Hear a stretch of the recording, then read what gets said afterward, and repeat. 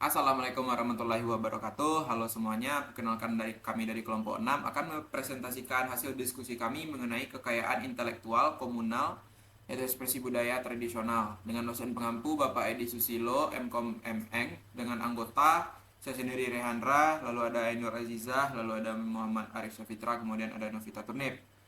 Pertama itu kita masuk ke pengantar. Indonesia memiliki kekayaan sumber daya alam dan budaya yang melimpah, termasuk keunikan endemik dan keragaman budaya yang menjadi identitas masyarakat. Keragaman budaya ini mencakup adat istiadat, bahasa, tarian, pakaian adat, upacara, kearifan lokal, serta pengetahuan dalam memanfaatkan alam. Contohnya adalah ramuan obat tradisional, produk pangan, dan kerajinan, yang juga terlihat pada arsitektur rumah, adat, dan tradisi pengelolaan lingkungan. Namun, kekayaan budaya Indonesia kerap diklaim oleh pihak asing, seperti Malaysia. Beberapa kasus terkenal termasuk klaim Malaysia terhadap tari pendet, lagu Rasa Sayange, batik, tari reog, dan musik angklung. Selain itu, produk Indonesia seperti kopi Arabica, Toraja, dan kopi Gayo pernah didaftarkan sebagai merek dagang oleh perusahaan Jepang dan Belanda, membatasi hak Indonesia untuk menjualnya di pasar internasional. Untuk melindungi kekayaan intelektual komunal atau KIK, seperti pengetahuan tradisional, ekspresi budaya, sumber daya genetik, dan indikasi geografis, sangat penting bagi negara untuk mencatat dan melindunginya secara hukum. Langkah ini bertujuan melestarikan budaya, memanfaatkannya secara berkelanjutan, meningkatkan kesejahteraan masyarakat, dan memperkuat ketahanan nasional. Sekian dari saya, selanjutnya akan dibawakan oleh pemateri selanjutnya. Kepada pemateri selanjutnya dipersilakan. Baik, materi selanjutnya itu apa itu KI komunal atau yang nama lainnya ekspresi budaya tradisional. Jadi kekayaan intelektual komunal ini adalah kekayaan intelektual yang dimiliki oleh masyarakat umum bersifat komunal. Ekspresi budaya tradisional adalah segala bentuk ekspresi karya cipta, baik itu berupa benda maupun tak benda, atau kombinasi keduanya yang menunjukkan keberadaan suatu budaya tradisional yang dipegang secara komunal dan lintas generasi.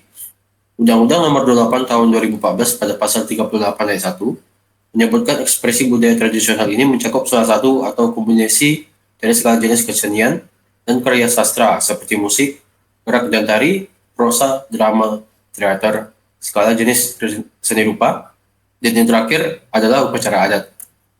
Berikutnya ada syarat pengusulan pencatatan EBT. Jadi pertama itu bukti keaslian.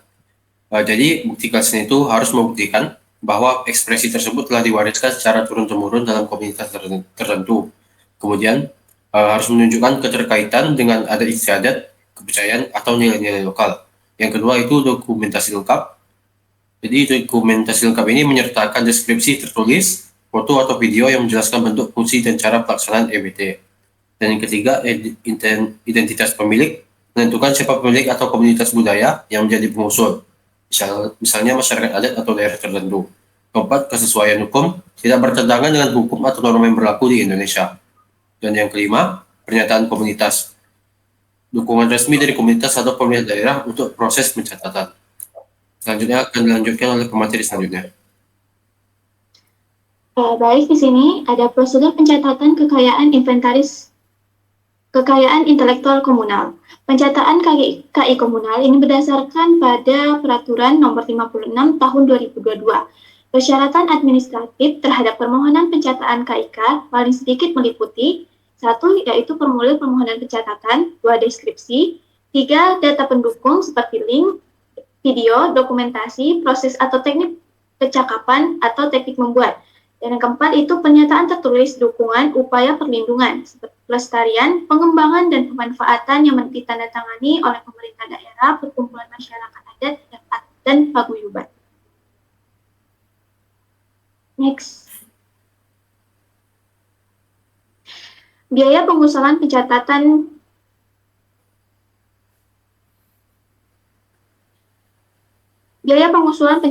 EBT. Yang pertama ada biaya administrasi, yaitu pengajuan biasanya memerlukan pembayaran administrasi ke instansi terkait, seperti Direktorat Hak Kekayaan Intelektual di Kemenkumham. Lalu ada biaya bervariasi tergantung pada jenis ekspresi dan skala dokumentasi, namun untuk pencatatan EBT itu seringkali diberikan subsidi oleh pemerintah. Lalu ada biaya dokumentasi, yaitu biaya untuk perekaman, penulisan, dan pelaporan dokumentasi yang berkisar antara 2 juta hingga 10 juta tergantung dengan kompleksitas. Selanjutnya akan Dilanjutkan oleh pemateri. Terima kasih kepada pemateri sebelumnya. Selanjutnya saya akan menjelaskan manfaat pencatatan EBT. Yang pertama itu perlindungan hukum. Nah, perlindungan hukum ini mencegah klaim pihak asing terhadap EBT sebagai milik negara atau komunitas lain. Yang kedua, melindungi EBT dari komersialisasi yang tidak sah.